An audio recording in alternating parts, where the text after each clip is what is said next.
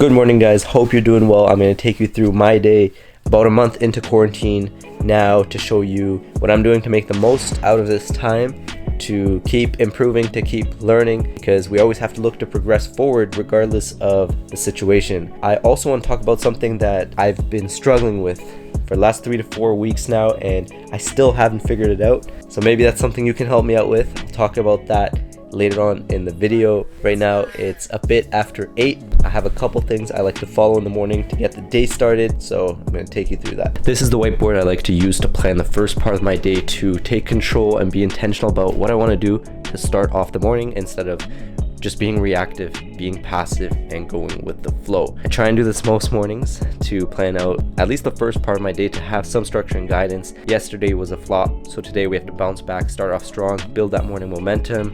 We're starting off with water.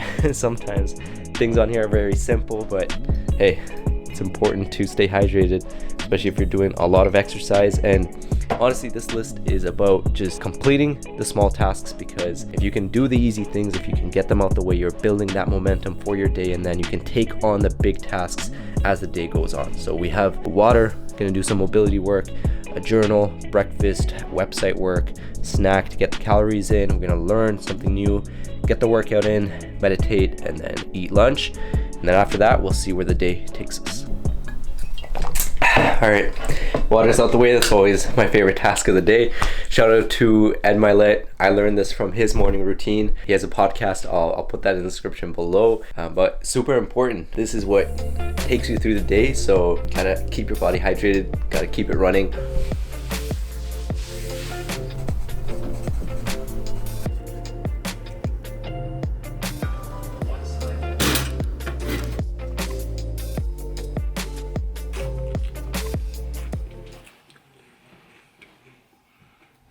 Earlier I was talking about how I'm trying to make the most out of my time during this quarantine, and this time right now, where the majority of us are at home and likely have a lot more time on our hands, this is the perfect opportunity to pick up on skills to better equip yourself for the future. And that's what I've been trying to do. So highly recommend, if last couple of weeks haven't been that productive, try and learn a new skill that interests you, or develop a skill that you're already good at. Personally for me, I've been trying to learn about websites and website building.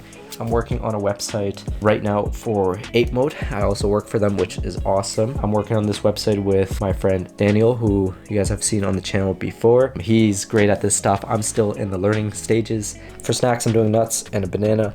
Pretty basic, nothing special. This is a smaller snack. Usually try and eat more than this, but right now I'm trying to hit around 3,500 calories a day, because I'm trying to put on a little bit of weight, and getting these snacks in consistently is really important to racking up the calories throughout the day. It's time for the workout. Over the last couple of weeks, the focus has been on upper body. If you're wondering why, you can check out this video right here. Today, we're going to be doing a lot of pushing and pressing movements. Focus on chest, delts, triceps.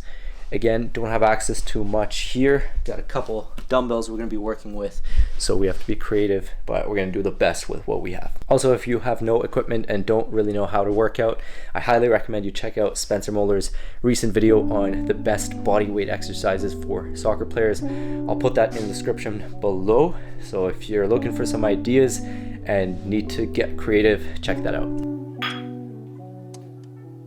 Light turns to dust. I'm down to nothing. I am no longer in control.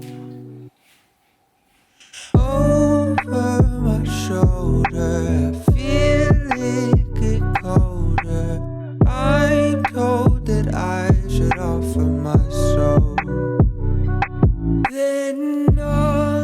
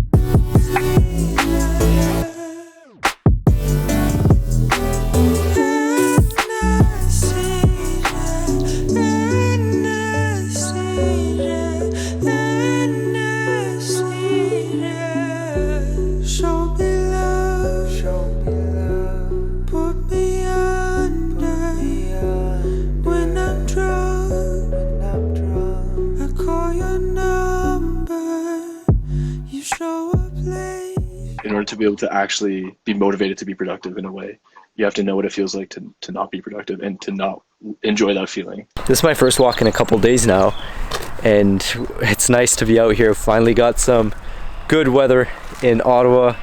Just want to come out here, talk about something I've been struggling with for the last little while now, something I'm trying to figure out, and a lot of it comes down to putting pressure on myself.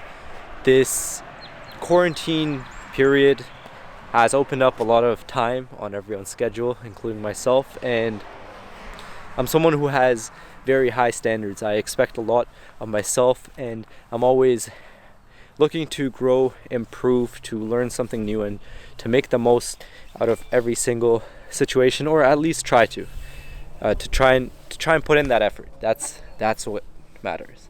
And over the last 2-3 weeks now, it's gotten to a point where I have days where things are perfect, things are going really well, finish the day and it's a 9 or a 9.5 out of 10. And then I have days where I finish the day and it's maybe a 6 or a 7. And when those days happen at night, I'll be very hard on myself. And it's almost like I'm expecting a better performance the next day. I'm expecting more of myself because I know I could have achieved more in the day. I know I could have squeezed more out of that day. I could have done something more, and I didn't. So I've been trying to figure out if that's being too hard on myself. The whole having these high expectations and having these high standards and being driven and wanting to achieve. That's something I've been thinking about a lot. And the thing is, when I have that day where it's a 6 or 7, it's still a good day, but just not a great day. That day, that good day is still, you could say, a lot more productive than what the average person might be up to. And so I'm trying to figure out if it's fair to be so hard on myself and to keep challenging myself after a day like that where I achieved a lot throughout the day, but I know it could have been better. I know, looking back at it, there's areas where I should have been better at, and there was more to squeeze out of it. Anyways, don't want to talk too long, but that's something that's been on my mind and something I've been trying to figure out for the last couple of weeks, and I'll continue to try and figure it out. But I'd love to hear your take on it. Are you someone who has more of a passive schedule throughout the day, or are you hard on yourself and more structured and you have high standards? Let me know how you deal with it in the comments below, and love to have a discussion. Right now I'm just going to be doing 5 to 10 minutes of joint mobility and strengthening exercises. You might be asking, what's 5 to 10 minutes going to do? It's going to do nothing. But 5 to 10 minutes a couple times a week over months and years has the potential to make a big impact in preventing injuries and keeping your body fit and strong. Start small and make sure you take consistent small action, and it's going to compound over time to make a big impact.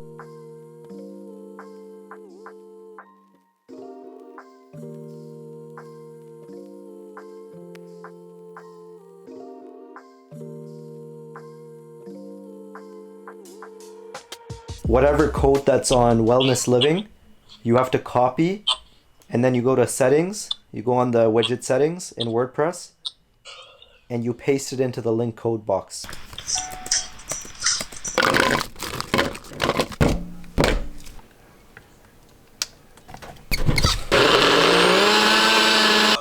I don't know if you're gonna have time tonight, but if we could do this tomorrow.